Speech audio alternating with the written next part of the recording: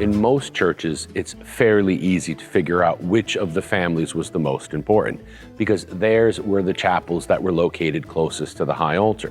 But the unique reality here at Santo Spirito is that 26 of the 40 total chapels are practically equidistant from the high altar. So how do you figure out which of these families was the most important? Well, the way I think they do is through what I call patron primacy. In other words, which were the families that were given first dibs to buy the chapels here at Santo Spirito? Well, in fact, the first 2 chapels that were sold are the ones that you see behind me, both of which belong to the Frescobaldi family.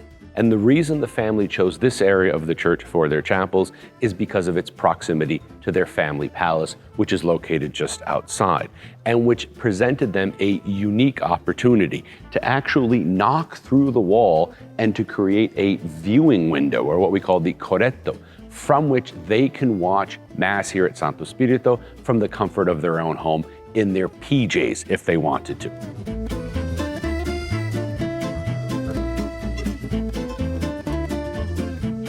These family chapels were not cheap.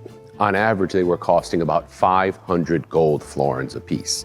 That's about $500,000. So what's the point of investing in these chapels if you can't show off your stuff? So these patrons were looking for all sorts of creative ways to figure out how to show their prominence in the church. And one of the most successful was the Corbinelli family, which actually bought the rights over 4 contiguous chapels, 1, 2, 3, 4, in this corner of the church, essentially monopolizing the entire ecclesiastical space. Now, you also have to imagine this church without that busy Baroque tabernacle that you see behind me, which sort of gets in the way of Brunelleschi's architecture. His altar would have been much more simple and served as the focal point of the entire building, because although the southern arm of Santo Spirito is longer than the other 3, all 4 arms project out from that central point in what we call a centralized basilica plan.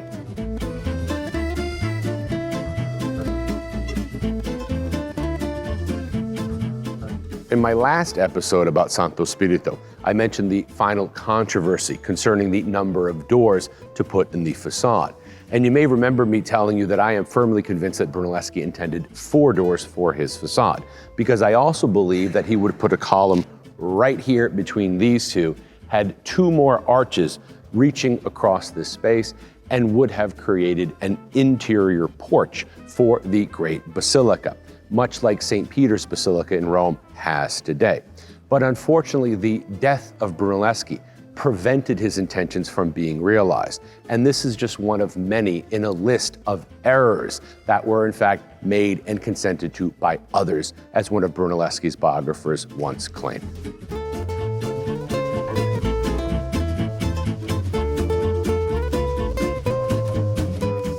And so I'm here with my good friend, Padre Giuseppe Pagano. He is the prior of the great basilica here of Santo Spirito and was kind enough to give us permission to film inside. So grazie mille. You're welcome.